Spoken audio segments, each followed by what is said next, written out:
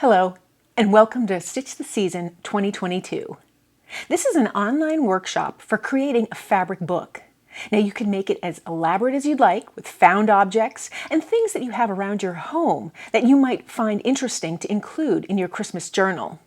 I'll include some found objects like maybe some ornaments, letters to Santa, these type of things. I'll also stitch some beads and different other objects, kind of a mixed media journal, but you can make this exclusively of stitches and fabric if you prefer. The choice is yours. In previous videos, I've shown you some of my treasures that I've collected along the way, as well as creating the bones, the structure of this book. I'll link those videos below in case you haven't seen them or you're interested. This workshop is designed for you to do at your own pace. I'm releasing them in early November. Every other day, a new prompt until the book is complete. Watch them when you're ready. You can watch them again and again if you feel you need to go back, and you can modify the prompts to suit your needs. And if there's some prompts you don't like, well, just don't do them. And if there are others that you really like, we'll do them multiple times. You can even do a book full of a single prompt, just with different variations. The choices are yours. This is a very open-ended project, and it's very personal. There's nothing wrong that you can do in this book. It's a very enjoyable activity. I use different fabrics. You can use felt, you can use cotton fabrics, you can repurpose fabrics, whatever you'd like. So let's get started with the first prompt. Today's prompt is Snowman. I'm going to show you how I create a snowman, or my take on a snowman. I'll use found fabrics and different objects to really make my snowman come alive. I like to incorporate text into my pages, so each page will have some text in it, and that's completely optional. I'm a writer, so I really enjoy seeing text. I have various text things hanging on the walls of my home. I just find that enjoyable, and I wanted to include that in my book. And this is how I make it personal to me. So now back to the snowman prompt. You don't have to do a snowman. You could take that prompt and just do snow from it, or you can modify it. Maybe you have a favorite snowman, or maybe you have a TV Christmas Carol movie that you like to watch that has a snowman in it, but the snowman isn't your favorite character, but there is a character you like. So these are the little steps that you can take to make each prompt personal to you. Now let's get started. I can't wait to show you how I create my snowman prompt. So in my sample book, I created the snowman for the snow prompt on a dark background. And this way I can make little dots, little stitches of snow and write the word snow. For each of these prompts, I did stitch a word in text, and that's just because I love the text. That's maybe the writer in me. And so I've created a download, and I'll link that in the comments below, where you can just download the sheet if you want. It's just simple words from Christmas that you might want to use or might inspire other words for you to use in your book if you want to add the text element like I do. So for this one, though, today, I'm going to take my book for the first prompt, just the skeleton of that book that we made. And I know that this would be the first page that I stitch, not including the cover or the back. I can add this prompt on any page, so I'll just take a look and decide where I want to add it. It really doesn't matter. The only thing to consider is if you're going to add puffy elements, you might not want to have back-to-back puffy elements on the same page just because they'll chafe and rub against each other and cause them to fall out. So if I had a pocket on one page, most probably I wouldn't use a pocket on the other page. You could also use this prompt for your cover. I'm going to use it on a page though, and I think I'm going to start maybe, I think I'll do the last page here will be my snowman prompt. So I have my page. I can decide if I want to use additional fabric to cover the background. And I think I'm going to go and stitch directly on this book. Now for the snowman prompt, I gathered some materials. I have different colors of fabric and then little accessories.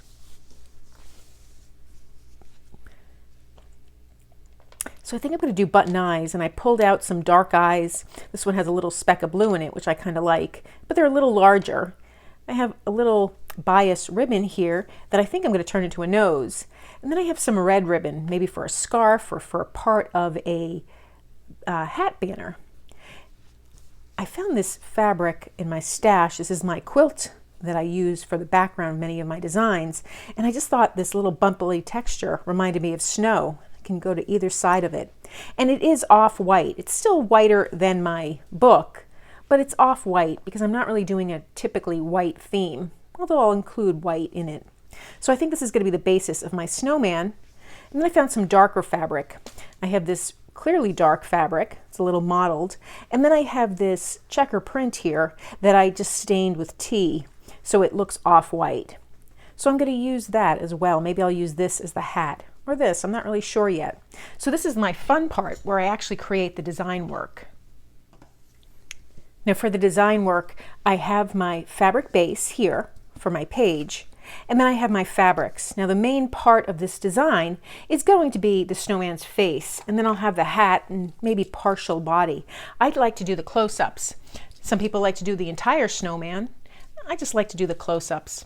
So I kind of roughly sketch out the size here of the maximum I want to make the snowman, and then I'll just cut this fabric.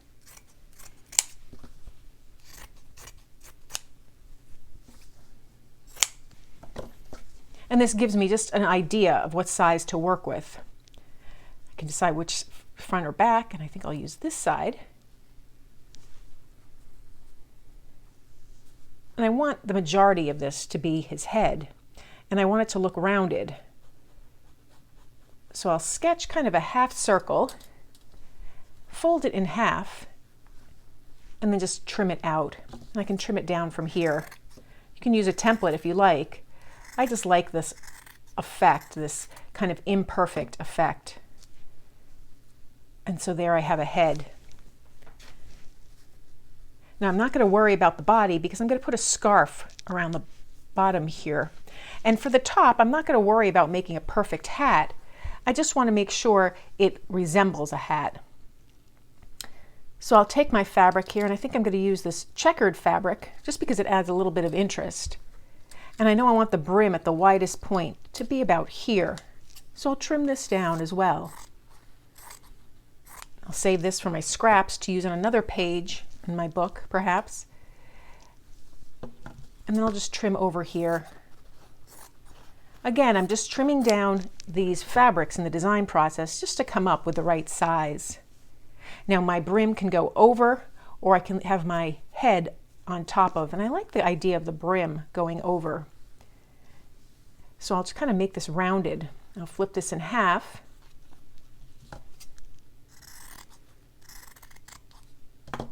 And I'm coming along here just with the design of my hat. So I have the brim here. And again, because I want it symmetrical, I'll just fold it in half. And then I want that stovetop pipe.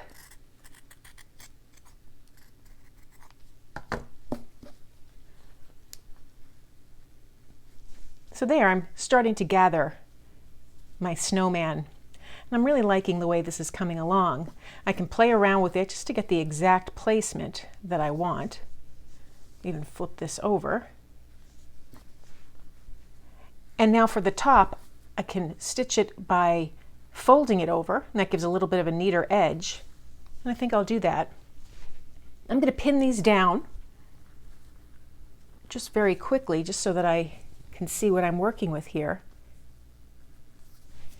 And now the main thing I want to work on is the scarf, and I want to kind of just emphasize that brim this way. It's okay if some of this goes off the page. So now for the scarf on the bottom, I have this old shirt fabric that I really like, and as you can see, it's got a lot of spacing. It's like an eyelet.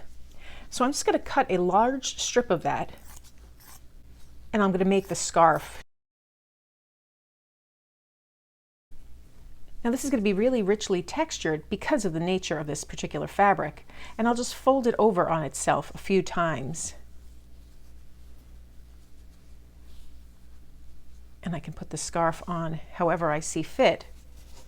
So I'll just fold it over again. Maybe fold it in half. Yeah, I like that. And I'll stick half underneath the head here. And I do all this design work before I pin it in place, because that way I can add pins as I go. Just want to make sure this stays folded. It's not perfect, but I like the way it's looking. So that's really cute. I'll put a pin in there to hold it in place. It's nice and thick, richly textured. And I can just stitch designs here to make it look like a knot. I don't have to add another layer of fabric, although I could. So now from here, I'd work on the eyes and the nose and maybe the hat band. But for now, I want to stitch these all down. I could trim this if I wanted, but I think I like that nice neat edge up top. So I'm going to leave it just like that. I'm going to take my black thread with a knot in it, and I'll stitch over the head of the snowman as well as the perimeter of the hat. With my off-white thread, I'll stitch just the perimeter of the snowman's head, and then with my red thread, I'll stitch the perimeter of the scarf as well as that little knot. And I'll show you what it looks like. I've stitched everything down. I can remove the pins. And now it's time to really just embellish this and make this very interesting. I'll think about what text I want to add to my snowman here. And now I want to just trim it up a little bit. So I have this ribbon. It's a little velvet ribbon, and I want this to be the hat band. So I have to be careful because I want to make sure that it actually has the arc, the same arc that the hat does. So I'll just flip it in half and then just play around until I get that arc.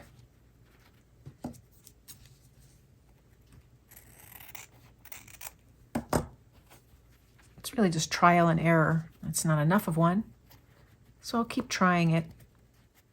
So I have a little hat band there. Then I can add a little maybe holly or a little touch of greenery. So I'll pin that in place and I'll trim that up so that the ends line up nicely. And now for the face. The main part for me is this nose here because it adds such contrast with the orange and the white. So I decide how long I want it, if I want a really long nose or a teeny little cute nose. So I'll cut this little ribbon down. And now I want that end to just come to a point.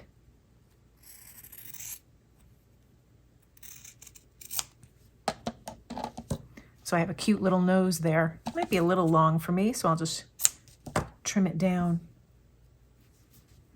Much better. And I'll round the edge here. These are just little details that you do when you create your piece. You take the time to do it. And now I'll just decide which eyes do I want. I can have the little eyes. That's kind of cute. Or the bigger eyes. Oh, I definitely like the bigger eyes. So I'll add those, and then I can decide if I want to add a mouth. I can add just a, oh, definitely needs a mouth. So I'll add a little mouth here. Maybe raise those eyes just a little bit. So now I'm going to take the time and stitch all of these down with the appropriate color. So I'll use black thread for the eyes. I'll stitch down the carrot with orange, and then I'll stitch the hat band with the red and play around with it. While I'm doing that, I'll try and give some thought to what text I want to add, and I can add it up here or on the brim, the side of the face. I'll give that some thought as well. I'll show you what it looks like when everything's tacked down. So I finished up my first prompt. I decided to use the words jolly and happy from the Frosty the Snowman song. I stitched in a fun mouth, and then I added this little element here. I just thought the hat band needed something.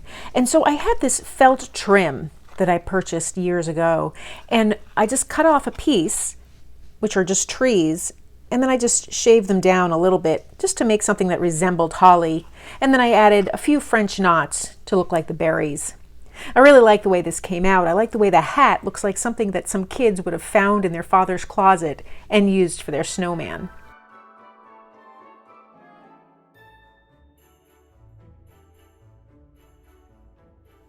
So that's how I made my first prompt, that snowman. If you'd like me to take a look at your snowman, you can always email me a snapshot of your photo, or you can upload it to your Instagram account and tag me. Use the hashtag StitchTheSeason2022, and we'll all follow together and have a group of these beautiful hand-stitched pieces. Thanks for joining me. If you enjoyed this video, please give it a thumbs up and be sure to subscribe. That way you'll get notified of all the prompts in this workshop.